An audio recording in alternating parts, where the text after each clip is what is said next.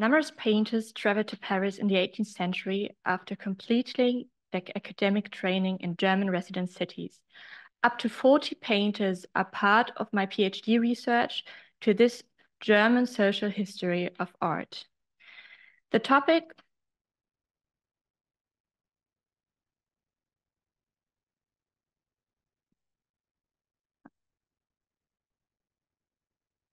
of networks is an important part of recording the contacts of the Germans in Paris.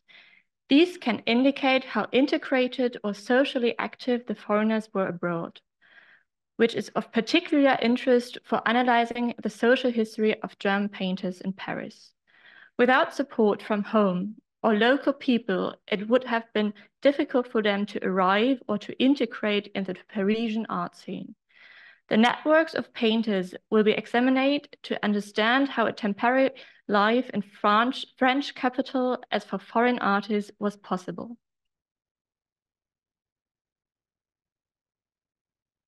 In the following presentation, I would like to introduce the networks of three painters and the associated significance of their stay abroad. The aim to show which economic, social, and artistic context to the German painters maintained from their homeland and from Paris. Maybe a brief side note, even if it's probably clear, it will hardly be possible to cover the networks completely, so I make no claim to completeness. I will start with Simon Friedrich Mönch, who came with the age of 20 from Stuttgart to Paris for further education. Unlike most other Germans, he did not return after about 3 years in Paris. He stayed and he founded a family and a business. For this reason, he's an exception among the German painters in Paris. The period of decades under consideration and the associated stages of his life also result in a more comprehensive network. First, to his family. Many Germans went to the church services in the Swedish chapel in the Swedish embassy in Paris, which is why some German names can be found in the church registers, transcribed in the Bibliothèque Nationale de France. Mönch is also listed due to baptisms. He had 10 children with his wife, and all of them were baptized in the Swedish chapel. So the fact that they were born and baptized between 1770 and 1786 is not interest for our topic, but the godparents, which are listed in the individual entries. These were Germans. The godparents of Simon Mönch's son, Matthäus Salomon, for example, was a well-known etcher, Johann Gotthard Müller, and the known painter, Matthäus Ott from Stuttgart. Here it is important to know that it's hardly to find any source that this artist was in Paris, so I'm very glad that I found this entry.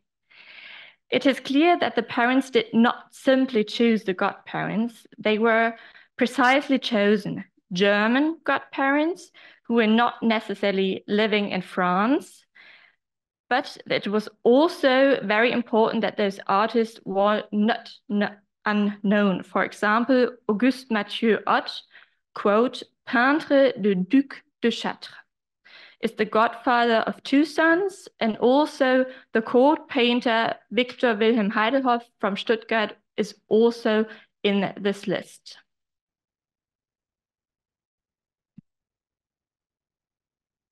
In this way, the painter Mönch was able to bind his acquaintance to family and expand his business network, which extended beyond the borders of France and Germany. Based on diary entries by William von Wolzogen, a student and later civil servant from Stuttgart during his time in Paris, names from Mönch's friends can also be compiled.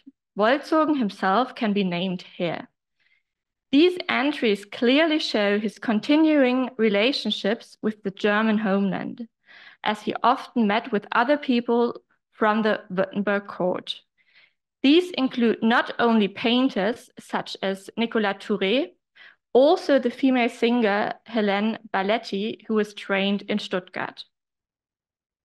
Other name noted in the diary is Ludwika Simanowitz. She worked side by side with Munch in the atelier during her stay in Paris. He took the young painter into his home and family out of friendship. Both were connected to their homeland again. The relationship is also documented by letter of several pages that he wrote to her from Paris. A question can also be derived from this. He describes the various events in lives of people from his circle. Whether these are friends or acquaintances cannot be defined more clearly. For him, it seems more to be just a list than an emotional report that he gave. It can be seen above all that despite Mönch's immigration to Paris, he maintained private contacts with the Germans. His business activities can be traced in various notarized documents from the Archives National de Paris. It can be seen that Mönch was an established German businessman in Paris. On the one hand, there's evidence of cooperations with other companies, for example, to be able to use from Louis Chrétien Loache the invention in his business. On the other hand, contracts can be used to identify clients, such as the limonadier Jean-Marie Lavrilla. His order situation made it for him possible to employ staff. In addition to French assistants, he had also some German ones, like Karl Heinrich Arnold from Kassel, who worked during his stay in Paris in the business of Mönch, as we can see in his youth memoirs. The successes of his working life in Paris, which went hand in hand with a solid network on the market, can finally be seen sealed in the contract of 1811. At the age of 65, his workshop became a joint venture with his sons, Charles Frédéric Victoire et Pierre Auguste. Quote, l'entreprise de peinture en décor établie à Paris. In this way, the German successful Parisian company could be led into the future with the new generation.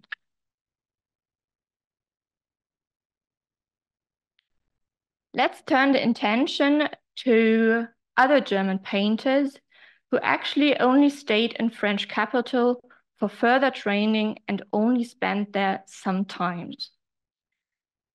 The female German painter Ludwika Simanowitz, who I already mentioned, was in Paris twice. The first time in her late 20s, before the French Revolution, as Mademoiselle Reichenbach, unmarried but engaged, and in the second time after the French Revolution as a married woman. This development can be followed in her salutations of the letters addressed to her, also found in the German Literature Archive in Marbach.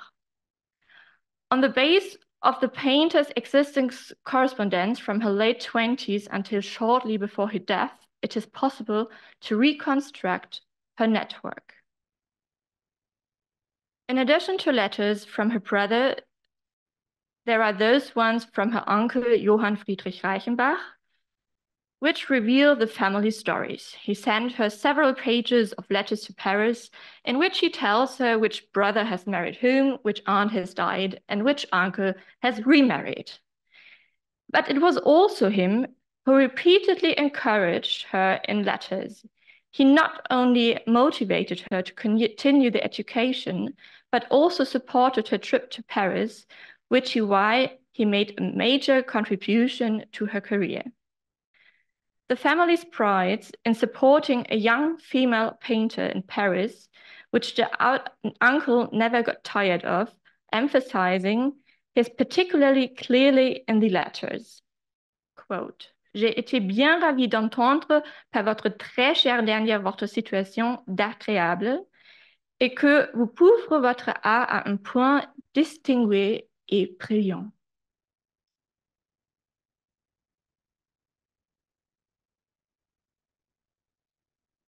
This constant support shows the environment from which Simanowitz came from, and above all, the opportunity she was given as a young, still single woman to pursue a profession and to be supported in.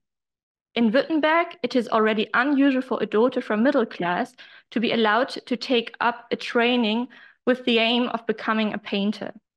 The fact that she was allowed to travel twice alone to Paris in the 18th century and live there, especially at a time of political unrest, makes it even more special. This shows a modern attitude of her family and later of her husband, as well as the goodwill and the trust they had in her as a person and as a painter. In the German Literature Archive in Marbach, there are many letters addressed to Simanowitz, which differ in the form of address. For example, often it is the formal form Mademoiselle from Simon Friedrich Mönch to the young German. In his letter, it becomes clear that Simanowitz has many acquaintances in Paris. That, quote, I want to tell you a little about the people you know. But back to the salutations, Ludwig Ferdinand Huber, a known German writer, refers to her as a dear friend and ends the letter with a motive of friendship. This is one of the only friendships which we can read of where it's nothing about any work relation, it's only about a real friendship between two persons.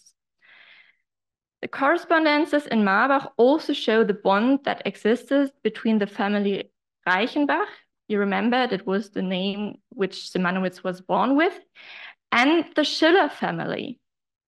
The exchanges between both of the Schiller sisters and Friedrich Schiller has been preserved. In his letters, Schiller himself emphasizes the dear friendship with the painter.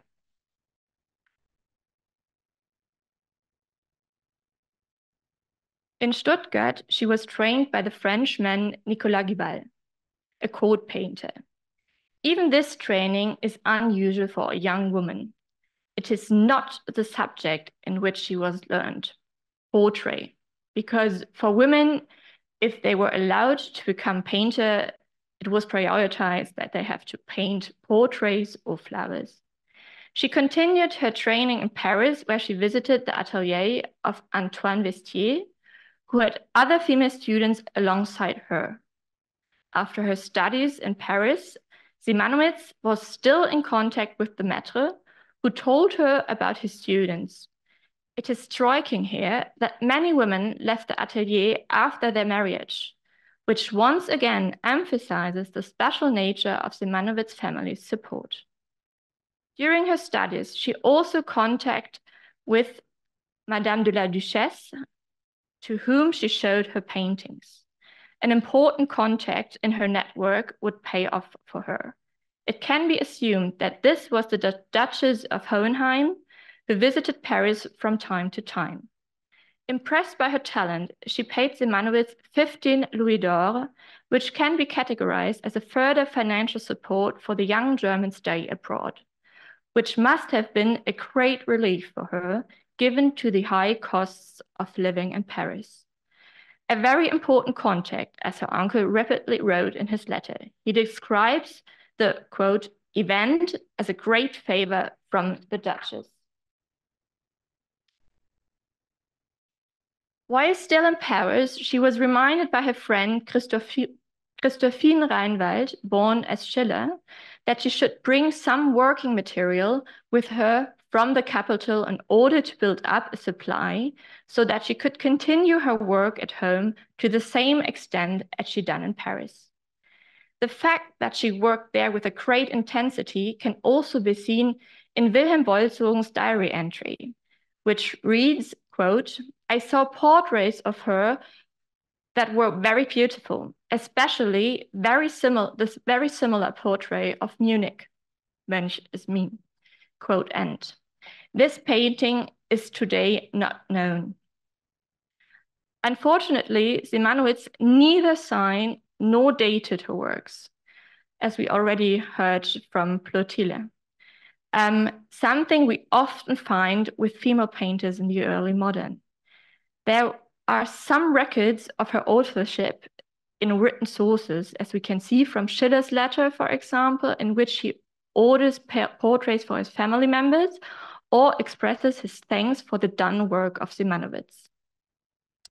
It's not sure that all the paintings attributed to her are made by her. Dating is also difficult, unless it can be determined from sources or facts about the people depicted. As the example of Eberhard Wächter, that you can see in the back, can be clearly assigned through the attributes. Even the self-portraits of Simanowitz in Paris are based on her hairstyle and fashion, are always questioned.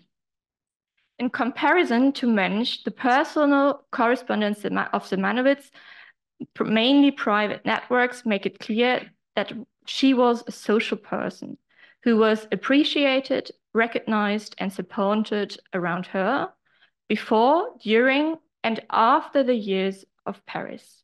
Nevertheless, she did not have a successful career. She became a housewife and a wife, and she had to earn money by teaching drawing during the illness of her husband. After his training in Stuttgart, Wächter traveled to Paris, where he lived for a total of 8 years, and perfected his skills, as many Germans claim as the reason for their trips to Paris. However, he was not only socially and artistically active, but also politically, as we can see it from the portrait. It shows him with the attributes, the black top hat, the blue, white, and red cockade, which characterize him as a supporter of the French Revolution. So, as not to repeat myself, I would like to briefly mention 2 aspects of Wächter. At the turn of the century, a younger colleague, whom he knew from his stay in Rome, joined his network after his time in Paris. Martin von Wagner then considered going to Paris to study. Wächter helped him as an advisor, as can be seen in the exchange of letters preserved in the Martin von Wagner Museum in Würzburg. Of particular interest here, in the context of the topic networks, is the fact that he supported his protege in order to help him to arrive in Paris safely and easily. Wächter made contact with his uncle in Paris and the Parisian painter Lafitte. This is an excellent testimony to the culture of recommendation in the early modern period, which actually made traveling and arriving possible. In most cases, door openers were needed abroad who were approached by letters of recommendation from contacts at home. Unfortunately, these letters of recommendation are rare and have mostly not survived, although these applications would be of interest in understanding the arrival and interpretation of artists in a foreign city. Unlike Munch, Wächter was not successful with his work, which meant that his life was financially not easy. Accordingly, he asked for commissions. This can also be seen from correspondence in Marbach. Shortly after his stay in Paris and during his time in Rome, he was already discussing sales with Johann Friedrich Frauenholz, one of the most famous German art dealers of the 18th century, with whom he rapidly conferred. Also an integral part of his network in Germany during his various stations abroad was a major figure in the art business in his home city of Stuttgart, Johann Friedrich Cotter, an established publisher. With him, he wrote about a decade, and Cotter supported him with small commissions for illustrations. These were the networks of 3 German painters who lived in Paris. They all came from Stuttgart, which is why the 3 know each other and why they have networks that also overlap. Thank you for your attention.